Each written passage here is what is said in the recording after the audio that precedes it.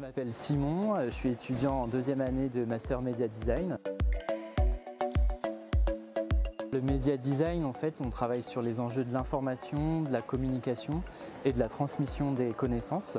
Donc ça va être comment est-ce qu'on fait pour que l'utilisateur acquiert des connaissances de manière un peu plus autonome, de manière plus sensible aussi, plus engageante. Ça va passer par de la data visualisation, du design d'information, du design éditorial, de la scénographie, du design d'espace, du motion design, de l'UX UI. Enfin, c'est vraiment très large. On utilise un petit peu tous les champs du design pour transmettre des contenus, de l'information à un public. On a travaillé sur un workshop d'une semaine avec Le Monde. L'objectif, c'est de traiter un sujet sur les algorithmes de la CAF. Et en fait, la rédaction du journal Le Monde est venue nous voir en nous disant comment est-ce qu'on peut traiter ce sujet-là sous différentes formes. Donc à la fois sur le journal papier, mais aussi sur la partie numérique. Donc nous, notre rôle, c'était aussi de penser le dossier pour le lecteur sur un smartphone ou sur un ordinateur. Et puis il y avait aussi une partie design d'espace et interaction dans l'espace public.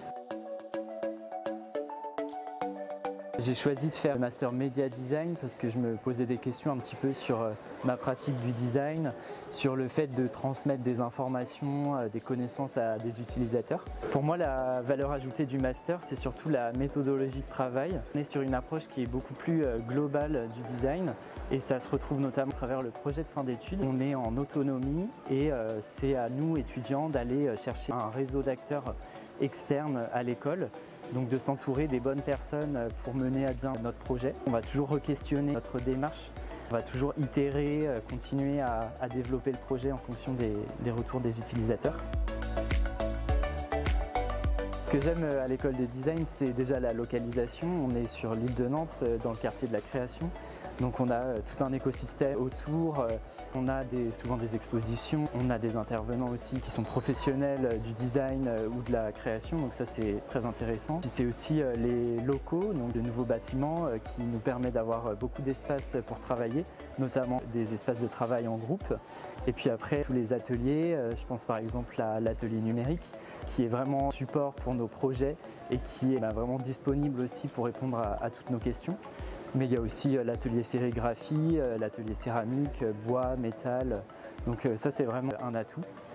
Et puis sinon je dirais aussi la dimension professionnalisante de l'école, le fait qu'on travaille beaucoup avec des partenaires externes sur des projets, sur des workshops, sur des projets plus longs, mais également tout ce qui va concerner l'insertion professionnelle, l'apprentissage, les stages, etc.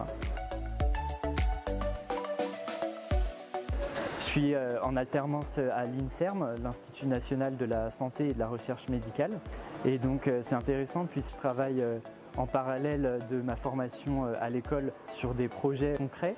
Et l'INSERM, notre objectif, c'est de diffuser des connaissances scientifiques, d'amener des connaissances au public sur des thématiques de santé notamment. On se pose aussi ces questions-là qui sont très média design sur comment on fait pour que les utilisateurs, les citoyens retiennent un petit peu mieux les choses et puis aient un rapport différent à l'information. L'alternance, je trouve ça très intéressant puisque ça me permet de mettre un pied dans le monde du travail directement en master. C'est une expérience très valorisante.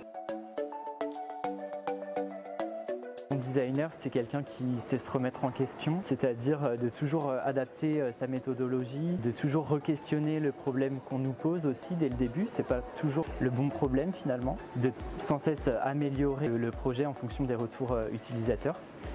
Et pour moi, il faut aussi être très curieux, c'est-à-dire aller voir plein de choses, des expositions, s'intéresser à la culture, au cinéma, voir ce qui se fait un peu dans tous les domaines pour toujours avoir des idées et améliorer sa créativité.